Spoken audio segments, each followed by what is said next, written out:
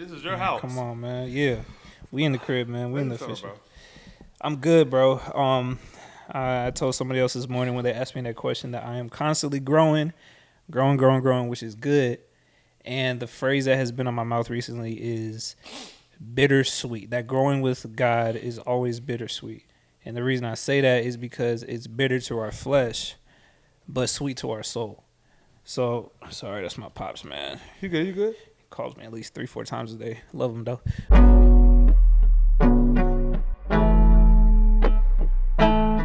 Yeah, so it's always bittersweet because you're dying to your flesh, but you're growing in your spirit. And, like, those are two always contrary things. So, but it's good to feel that bitterness because that's a true sign that you're growing. You know what I'm saying? So, sorry, that was a long answer. How are you? Bro, that's... Yeah. Bro, you just dropping gems. I'm such a My pastor's version son. of that is, I say God did not call us to be comfortable. Amen. That's bro. Hey, that goes so deep, bro. Bro, So deep, God did man. not call us to, and it's Oh, the like, top of the mic is the. oh, sorry. Yeah, I forgot to tell you. It's not one of those like it's top. Okay. It's kind of weird. Yeah. God did not call us to be comfortable, bro. It's just, I feel constant growth comes with uncomfortability. When I was growing up, my mom would describe it as growing pains. When you're getting taller, your knees are going to hurt. Yeah. Or legs going to hurt in some form. So, just because you feel the pain, it doesn't necessarily mean it's always a bad thing. Although in the moment, it's uncomfortable. Yeah. Right. And at the next moment, you're 6'5", whatever. Right. So that's my version of it. Yeah. You No, know? that's solid. I think I was thinking about this yesterday, man. Like, I feel like naturally, if we move by our feelings, we move by what pleases us or like our emotions or any type of sensation. It's so easy to be misled because I was looking back on my life, like in my earlier days and teenage years, I was very rebellious and I smoked a lot of weed, drank a lot of alcohol. Yeah. I used to rob, you know what I'm saying? I was Same. so many Same different here. things, you know what I'm saying? And at that time, I thought it was good because it made me feel good. Like, I was stealing because I thought I was a businessman. I'd steal it and then I'd go sell the stuff. Steal some Apple headphones, you know what I'm saying? Steal a PS4 and sell it, make money. Oh, this is good. This is business, you know what I'm saying? I smoke. I'm chilling. I'm relaxing. You know what I'm saying? I'm whatever it is. But in truth and reality, even though I felt good doing it, like my sensations were positive, it was a negative thing to my soul. So when I was looking back on that, that's how that phrase kind of formed that growing with God is bittersweet, bitter to our flesh, but sweet to our soul. So I'm just like, dang, like now I'm having similar sensations of positivity, but they're in the right direction. You know what I'm saying? I think that there's a verse that says, the Lord guards the way of the righteous, but the ways of the wicked will perish. So even though you feel like you're doing the right thing, you're moving off positive sensations, the only way you can have that confirmation that you're actually doing what is right is that your ways are guarded by God. Like he watches over you and he's, you know what I'm saying? Like he forms your way, forms your path. So, man, hey, if we're going to talk, we're going to talk, bro. We gonna talk, bro. We gonna talk. You know what I'm saying? So check it. Feelings, emotions, right? Yeah. How do I want to say this? I think in a sense of two things. God is so good that he humbled himself to feel what we're feeling. Man. Right? Being tempted and everything. Yeah. So he understands our feelings. I feel like God gave us feelings to allow us to have feelings, right? Like experience happiness, experience excitement, experience sadness, but not living in it. But at the same time, when we chase a certain feeling, like drinking, smoking, sex, let's talk about it, we make those feelings an idol. And that's where we go wrong. Man, come on. You know, yes, I think it's cool to go to Six Flags and get on a ride and experience that little emotion of when you're gonna drop, and it's like scared but excitement and everything. Yeah. But when we chase that feeling, it's like chase that feeling in different ways. We make it an idol, and we all understand when it comes down to idols and putting things before God, Yeah. we fall short heavy. Yeah. No, that's real. You know? There's a sorry, I didn't mean to cut you off. Go. Oh, okay. I'm reading a book right now. It's a compilation of essays from this French philosopher from the 1500s. His name is Michel de Montaigne, and there's this chapter, and I'm extremely paraphrasing because I don't remember it very clearly, but he talks about how human hands, how we basically corrupt everything that we touch. And that's a very, it's an extreme statement, but as you break it down, what he basically is saying is like, for example, look at sex. Like, sex is a beautiful thing that was created by God. In nature, it is creation. It is the union. It's relationship. It's sensation at the same time. It's such a beautiful thing. God promotes sex within the bounds of marriage, right?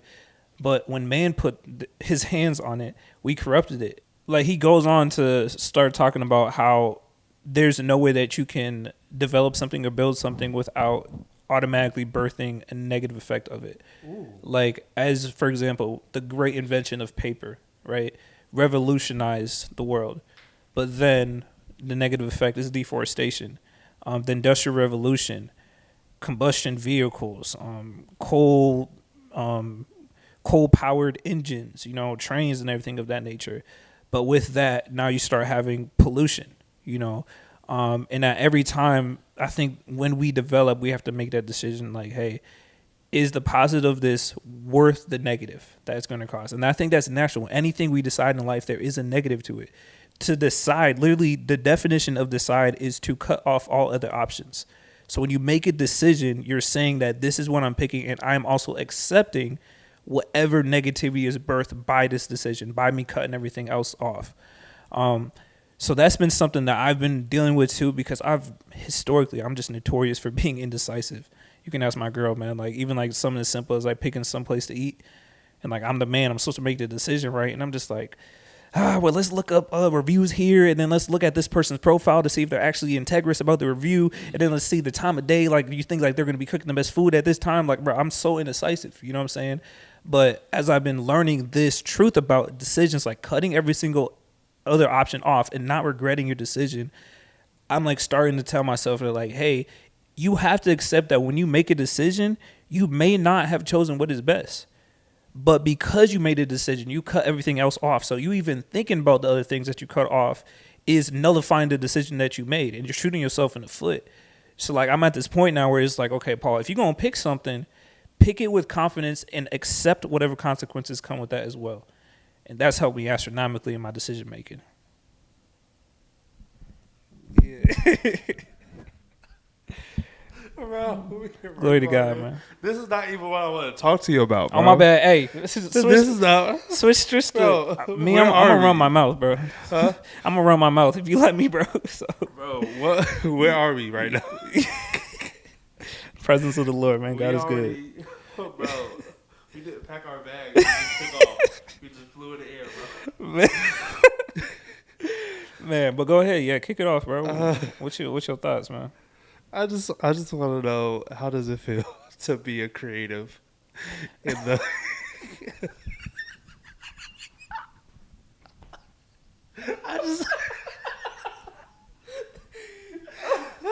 That boy said, I ain't come to philosophy class, bro. I just want to know. I just wanted to know. You got any cheese I can eat? Oh, my goodness, bro. Hey, I'm dead, man. Nah, bro. This is truly. Yeah. This is truly, like, edifying, and, like, I'm very into, and I really need that book that you're reading. Yeah. I'm really into the mind. Uh-huh. How people think, people's habits of thinking, why people think that way or this way, why people make the decisions they make. Like, right. we understand. I can't believe I'm bringing up his name at this point, but we see the story of Dahmer, right? Yeah. But not a lot of people go back, or not a lot of people go back to understand and see how his childhood was, to realize his thinking habits and how it affect his life, right? I don't think everyone was born as a serial killer. I don't think every child that goes shoot up a school is thinking that way their whole life until they get the right moment. Yeah. I think it is repeated situations that bring someone up to a certain point, right? Yeah. I will tell you 110% that there was a moment in my childhood where I was hooping and my shoes started talking. True statement. Did I ever think? Go ahead, talk. Bro, there was a moment, bro. My man went from school shooters to, hey, man, I had the felines on, man. Bro, no, it was specifically, it was M1s. Oh, yeah. I No, had them boys on be M1, talking, all right. bro. Bro, one of my friend Simeon, right? Still love him to this day, bro. He crossed me up in my foot. You ever seen that video? You ever seen that video of Zion Williams? Yeah, Right? yeah. That was me at 5 years old. Bro, I'm trying to tell you right now, bro. Hey, and1s can't support that amount of stress, bro. They are a moderate rec center hoop and shoe. A moderate rec center? Yeah, any intense games, bro, they gonna fall out, man. That's just facts. All they had was the one. It was like, and one, that's it. They said, L1 said I got through in the first quarter. Man, look. And one quarter. And one hoop session. No more. 2, 3, or 4, you gotta look somewhere else, bro. No, for real, man. Might upgrade to some Reeboks or something. That's crazy. All right, what's the point of that? You just wanted to express your trauma. No. He is connected. Hey, when I got crossed up, I thought about shooting up a school. No, I will tell So I understand. I will tell you, bro. I got crossed up. I've never thought about shooting up a school, bro. Situations can affect people differently, right? Yeah. My situation of my shoes talking compared to a kid being in school and I don't know, he got New Balance on and a group of kids roast him, so he went up fa fa fa fa. Yeah. Right? Yeah. People's way of processing things is different. So I'm very interested in like how people think. Yeah. Like yeah. and how did people get to the point where they are? Yeah. You know? But I'll rest my case. Yeah. No, that's deep, man. I think man, we're like, what is the differences in humans if not different ways of thinking, right? Like I feel like I have so much I could say off that little thing itself. You know what I'm saying? Like Talk on it. I'm also reading another book right now. It's by this guy named Ray Dalio. He is the largest hedge fund manager in the world, extremely wealthy. As far as the economics, I call him the king of economics. But in his book, he's talking about the principles of the changing world order, how nations rise and fall. So he's looking at the macro level of nations and different empires throughout history and everything and making cases on that. And one particular part I find interesting is when he's talking about when a country or empire takes over a certain land and they're wanting to promote the land, they want it to grow, they want it to flourish, the different techniques that these governors and officials use to promote human productivity, right? Like, for example, in America, the basis of our culture is capitalism. We give people a free chance to make absolutely as much money as they want, as they desire. That's what capitalism is, right? Versus in other orders, in communism, it's all about the good of the people and patriotism and like you are only as good as your brother and everything and controlment of the government, right? But with that, like fostering creative thinking in humans, throughout history, I think has been one of the most interesting things to see, because you have certain societies that, like for example, like those more rural tribes or islands where, even in some of the not Samoa, but some of those Pacific Island tribes, they'll believe that when you fight somebody and you kill your enemy, you have to eat their brain, because that's like the conquering of their soul. That's the ultimate victory, right?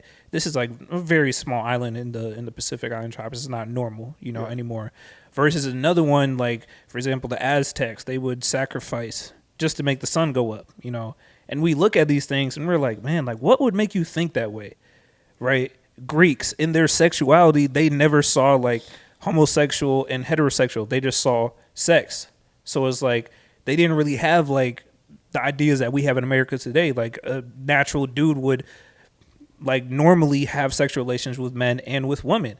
And then for us as Christians, we look at that as like completely terrible and everything. And I believe what the Bible says, but at the same time, it's just like ways of thinking really form cultures in the mind, and like fostering people to have their own way of thinking. As you're seeing here in America, it's become almost normal to hear about school shootings. But like what in our culture foster that way of thinking? Even in our campaigns, everything in our country, is made up by some way of thinking. So no, I'm with you on that, man. It's very, very interesting. Don't get me started on politics. Oh man, hey. Nah, man. Yeah, nah. we going on that path, man. I got my own ideas, but hey. How does it feel? Gotta rope us back in, man.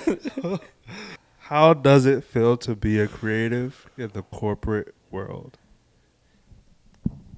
I think, okay, honestly, one of the hardest things in my life and in my maturity has been identifying myself as a creative. I've always I've said the terms before. I've introduced other people like, hey, I'm Paul. I'm a creative everything. People have given me that label, but I've never really felt comfortable in just labeling myself as that, because I also even in creative spaces, there's sometimes I feel kind of like the odd one out, because I'm so analytical, critical, and like business strategic like type thinking. And often the two don't mesh together the best. Like creatives are free, expressing. Everything is about expression. When it comes to like the business, the analytical thinking, everything there is about facts and logic, right? So it's kind of been hard to kind of navigate between that. But lately I've kind of found a blessing in that, where God has allowed me to connect to two groups of people that ultimately make up every company that we see. Yeah, so it's always been tough, because for example, I used to have a full-time job as a creative in a business, and it was tough because my bosses expected me to just be a creative. But then I'd come at them with like business propositions and different things, and they'd be like, because you know numbers. Yeah, and they'd just be like, no, just stay in your box as a creative. Like they wouldn't consciously say that, but oh my gosh. So this is the thing. Being a creative, a lot of people don't know this part. Being a creative comes with understanding what the public wants and doesn't want. Right. Yeah. So we, not by choice, understand numbers, understand the looks of things, right? Yeah. How do I used to say it? I used to say, being a photographer and videographer, you have the power to make things look good or make things look bad, right? So when it comes down to business propositions, right, I understand what you're looking for, and I understand what the people want. Yeah. Right, which forces me into the position of bringing what the people want to you, and you either saying no because you like the numbers you have, or saying yes, taking the risk, and possibly bringing the numbers up. Yeah. right? Yeah. Right. People don't think about that, Mm-hmm. right? People just think that we are supposed to sit here and make videos, make pictures, right? And pass it off, and you do the rest. Hmm. What am I, 5? Yeah. Like, Right. It's got to be processed from start to finish all the way. I had to, for me to get to the place that I'm at, I had to learn to adjust from what's old and what's new, what's was coming and what is now, Yeah. right? Yeah. I know damn well that skinny jeans is not in anymore. Yeah. You know, I know, I know for a fact that people is not wearing t-shirts with holes in them like Kanye, Yeah. right? So because I moved from that point, I had to learn what is new, what is next, what is coming. And as a business, as a person, I have to bring it to the business, Yeah. right? Yeah.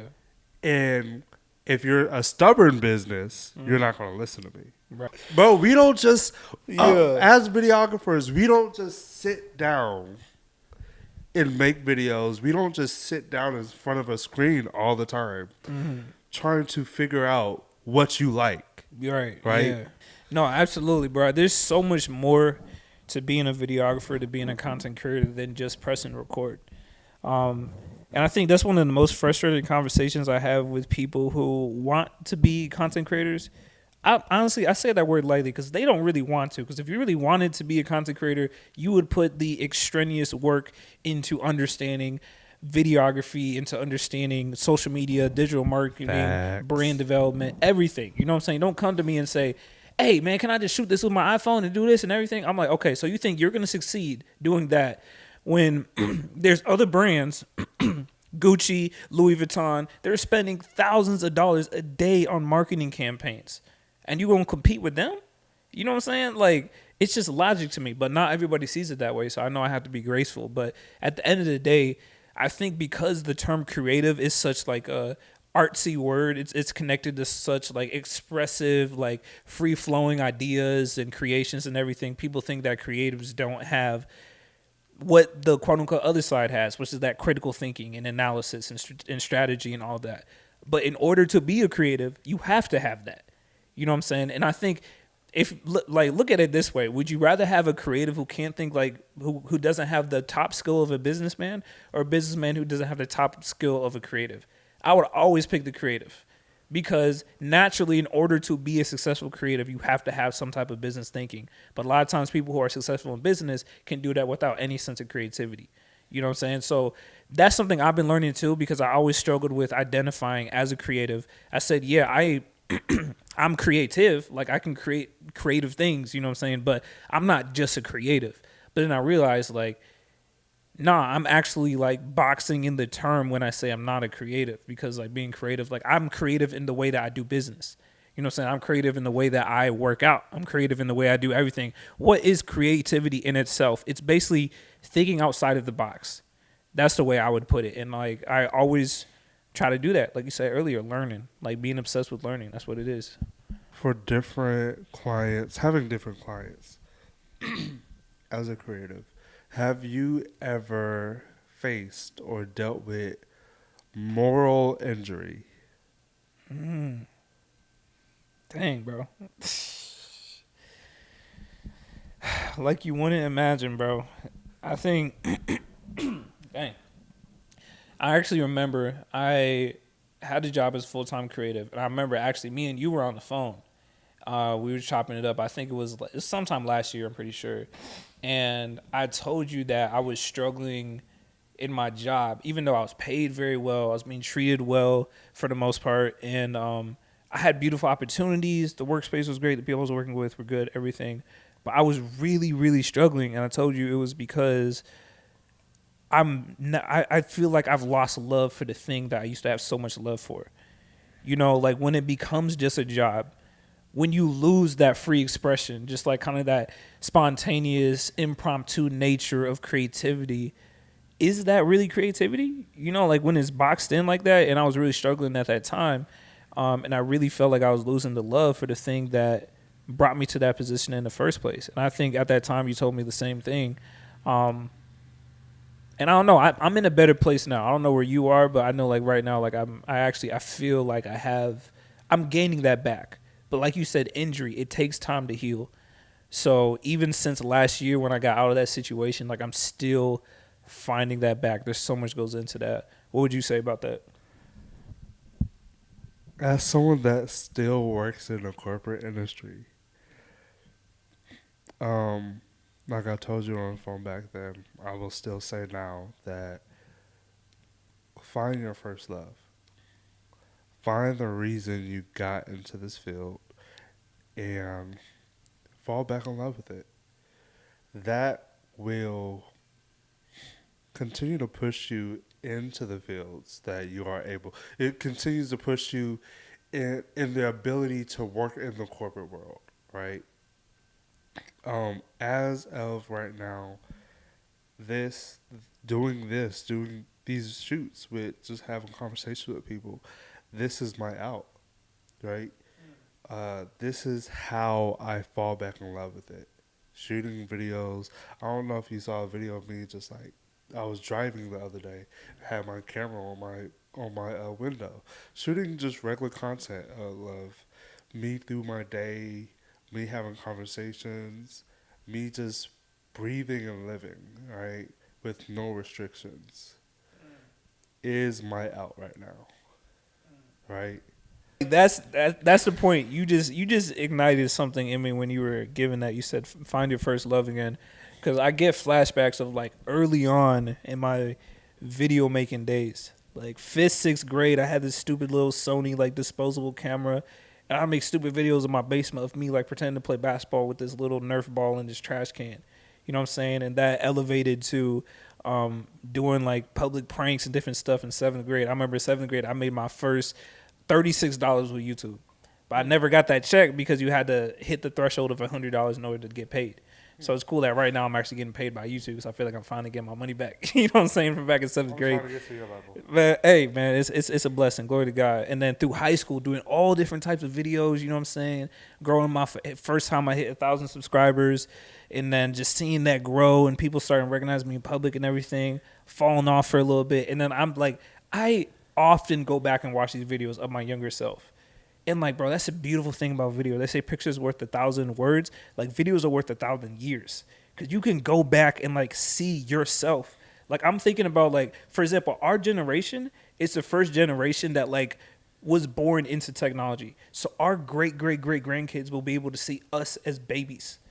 Like they'll be able to hear the words, like physical words on video. I'm sure they'll have different technology of viewing and everything. But like, what's an SD card? All this, you know what I'm saying? But either way, it's just like, I've made videos to my future kids before because I'm like, I'm thinking about how impactful it would be for my son who's a rebellious teenager in the future. I don't have kids yet, but like for him to see me in my teenage years, like when I'm growing, I'm in my 40s, I'm talking to my teenage son or whatever, and I'm just like, hey son, you should do this or whatever. He's gonna be like, yeah, dad, whatever. But when he sees his dad actually going through that at the time, I'm speaking through true empathy and emotion, and he sees my face, it's gonna be like, I feel like it's going to really impact. So that's been a big thing for me. But the other thing that I really brought up as you were talking about corporate, bro, as creatives and as videographers, we cannot make top-notch work for something we do not believe in.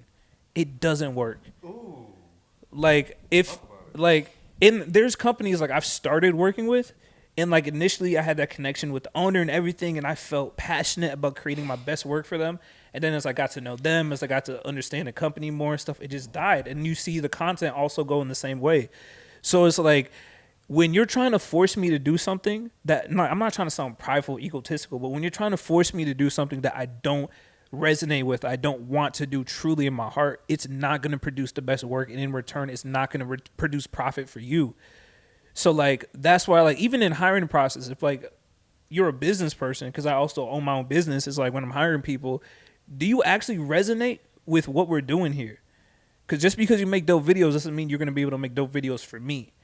You know, so that's a big thing, man. It's like we were laughing about music videos. I can't make a good music video. I could, but I'm not going to because I don't like music videos. Just because you make dope videos does not mean you'll make dope videos for me. Mm, That is a bar, bro. man, it's true, ain't it? Wow. Um. Wow. Are you a people pleaser? 100%. I'm working on it. Are you? Yes. I've It takes me a minute to answer that because out through me growing up, I've recognized people using me for it. Mm-hmm. So I will say I'm a lot less than I used to be, Mm-hmm. right? Interesting question. You ready? Yeah. If you was less afraid of other people's opinion or opinion of you, what would you say or do differently? If I was less afraid of other people's opinion of me, what would I say or do differently? Um,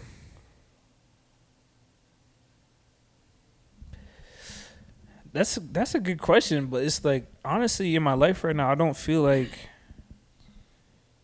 I hold back in any particular way. Like I think the only thing I would do different is probably I would be more public with like my music. But at the same time, the reason why I'm not is not significantly because I'm scared of people's opinions, but because I have an innate sense of excellence and I know that I'm not excellent to my standards in my music. So I like expressing by myself in my room when I'm playing my saxophone or the piano or, writing poetry, whatever. But I wouldn't put it out there because I don't think it's a true, accurate expression of what I believe excellence to be. So I can't even really say that to that point. So I don't know. I don't know if I would do anything different, man. What is your definition of excellence in that specific field? Better than everyone else. That's simple terms, but like, no, honestly, not better, but the best possible. And I don't think in regards to music, I'm not the best possible for myself. Well, now I'm contradicting myself because there's a lot of stuff I put out there that's not the best possible. I don't know. I feel like do you feel like you have a sense of like, you have to because I know you've made videos before and you're like, I'm not gonna post this. This isn't good enough. Yeah. Right. So it's like there's I play the bass, bro. And yeah. You play the bass? Yeah, I play the bass. But I'm really quiet about it because That's fire. What? I play the bass and like I do it for leisure. But whenever I tell people that I play the bass, I've had people ask me, "Yo, can you play the bass for me in my?" No, I will not play for your set. Right. Not because I wouldn't love to. I love to play for your set, but I'm not at that point yet. Yeah. Right.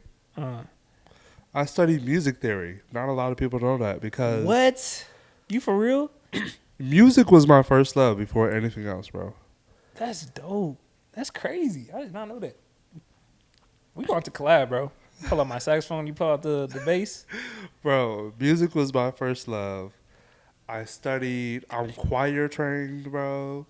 I used to sing on a praise team when I was younger. Okay. I've took singing classes before. Wow. Like, all of it, bro. I used to be in a band. I used to play the trombone. Right?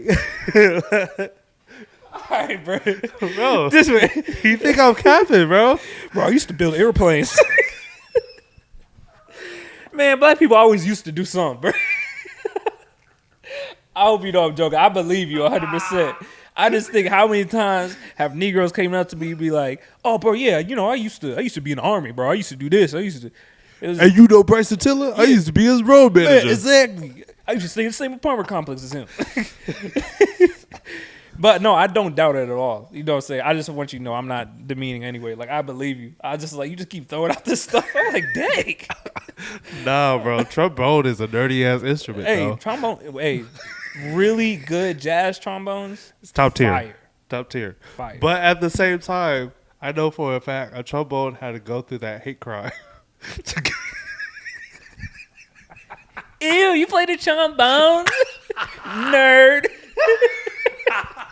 If you overcome that, you're straight. You are set for greatness. Hey, if you overcome that, millions. Man, look, You make it bank. you can hear it when they play.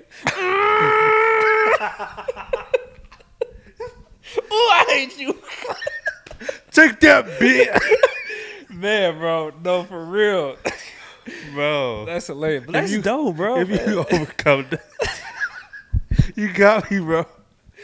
It's always you saxophone players, bro. Man, hey, yeah, saxophone's a very egotistical. Bro, you the man. type that comes in the room just Making love, you know what I'm saying? Trombones. Like, bro, we got such an we accident got of an one instrument. noise, bro. That's Man. it.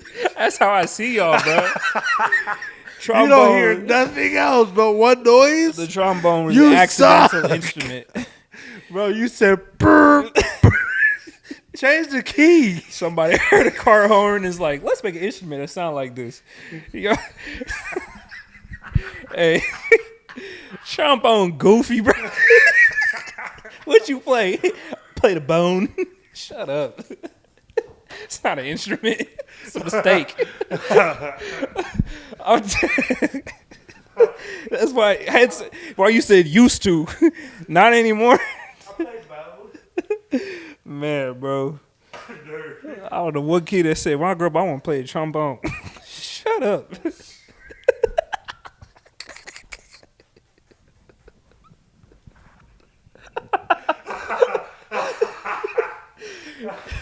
Bro. No, bro, because like when I think about what's his name from Jump In, that boy dropped out of college, going to D1 college to do jump rope. Like that's the same thing. I'm trying to draft you to the NBA. I want to jump rope, Dad. Matter of fact, no, Dad, I want a double Dutch. I got a team. We're called the Hot Chili Steppers. Man, what? To be in the NBA is your dream, not mine. Boy, what? Those are things that make me not want to be a father, bro. 'Cause I would not look at my son seriously. Hold on. Hey, bro, you know what? I'm gonna run get this milk real quick. Like, you do that. When's your next performance? Next week? Okay, cool. You never see me again. What's your next performance? Then hold on. Was it the dad at the competition? Yeah, he eventually came.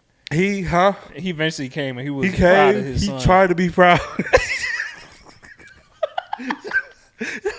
Hey, son, you really good at this double Dutch and stuff. Like, Nah, bro. Ain't but no deep way. down, he said, "Yeah, he gonna be living with me. You stay with Oh, your my mother. Stay with your mother." Nah, My bro. son What get- was you saying before? Because you was getting to a good point. You said music was your Hold first. on, wait. He said, "My son get no." He said, dang, my son get no play. That was his first line when he walked in. He said, You said what?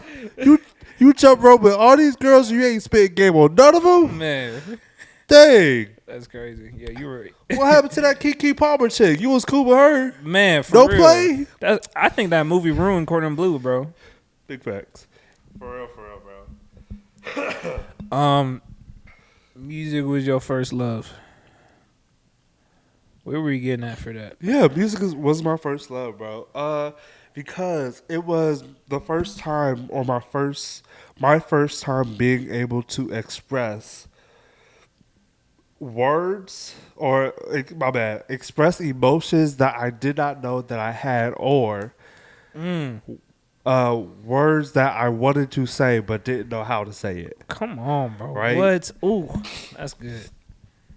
Even of course I grew up in church. Even with praising or worshiping, I didn't have, at the age of 4 or 5, I didn't have that vocabulary. But like songs taught me that. Yeah. Right? Songs, praise and worships taught me, hey, maybe this is truly how I feel about the Lord right now. Yeah. But I don't know how to express it. So I'm Man. gonna sing it. You know? Man, bro, that's like, I've always, like, when I used to write poetry too, man, I always used to like write that too. It's like the reason I write is not for an audience. Like the reason I write is because it's my personal expression. Like I think there's a bar I wrote one time. Like I was basically just saying like it's hard to express my words in life during the day, but it tends to spark at night, and that's okay because those congested thoughts will spark when I write. So it's like I almost was like saying like I'm grateful for not being able to express the words I feel like I need to during the day because it allows me to produce beautiful music because that's when it comes out. And bro, that's one of the most beautiful things about a creative. And that brings me back to the idea that like we can't create things that we don't believe in because we're not going to have those kind of congested words and ideas to be able to try to express. If I have nothing to express, the video is not going to mean anything. You know what I'm saying? Like you have to have, that's what it is, man. It's expression. You have to have that. I don't have a passion to shoot music videos all my life, bro. Me neither. And I'm not trying to be funny, but like, let's be honest. Sometimes when you're shooting those videos, or my bad, sometimes when you're editing those videos, you don't really have the passion that you thought you would have. It's a job. It is truly a job, right? But I mean, hence why I don't really edit what other people shoot like that, because I was not there. I did not feel the emotions that was in the room. I did not feel the vibe that was in the room like that. So I can only edit from a third, fourth person's perspective. Yeah. I mean, like, sounds like an ass job to me. Like, Man, right. Because I don't have the passion for it. I Mm-hmm. can't be there for it. You know? Yeah, that's why I've always like. What made me fall in love with video really was cinematography, because there are certain films out there like Christopher Nolan, one of my favorite directors, where it's like the expression through film, and it's like, man, we're getting so caught up nowadays in videography with all these crazy effects and everything. Like I've never been like that. I don't think that means anything. Like yeah, it captures someone's attention, but what more does it do than that? But when you have a truly like just impactful piece. Like for example, think about how impactful like for example, The Dark Knight, you know, the Batman movie by Christopher Nolan. That's like, bro, that movie inspired so many kids to want to be like Batman, and I'm sure it like hit a lot of older people as well. There's so many other like amazing cinematic pieces out there that I was just like, wow, the level of expression, like making a grown man cry because of some people pretending to be something on a screen that I'm watching. Like, bro, that's a lot of different things can inspire, right? Even it is hopefully, prayerfully, it inspires more positively, right? More than negatively. That's a good answer, bro. Steve Harvey, good answer. Good answer. No, that's solid. Survey says, man, no, that's good, man. Hey, I appreciate the conversation, bro. yo, thank you for welcoming me into your crib, bro. Absolutely. Thanks for sitting down with me. This is immaculate. This is a very long video, and there was a lot of gems you dropped. So I don't know if I'll make this a part 1, part 2. Yeah, no, man. Do it with the footage that you please. And Do you you're always even welcome. watch my content, bro? When it pops up on my feed, I do. Which is never. I mean, I ain't gonna lie, bro. I really have not had a habit of scrolling recently, but in the past when I was scrolling more, I did actually like sit and watch your content. Okay. Yeah. All right, I guess we're done here. All right, cool. Appreciate you, bro. Thank you. All right.